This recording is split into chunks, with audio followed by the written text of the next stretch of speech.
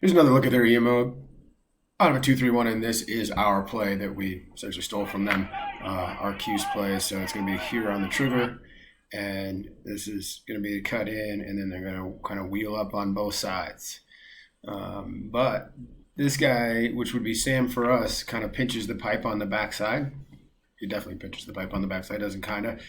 And you'll see again if we let this cutter go and cover him up, then we're fine, right?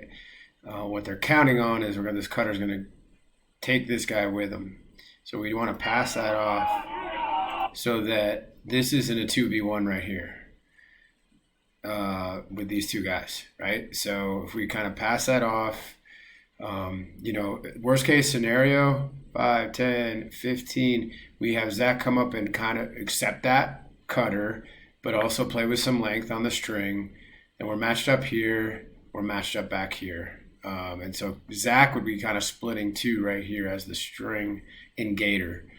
Again, I still think we stay Gator on this. Like, I like it when teams are in 5-man against this. Anyway, here we go. So get down here. This is like us getting to Peyton, then the lane, and then the only difference is they get the cross crease feed here to the righty, and it's a dunk.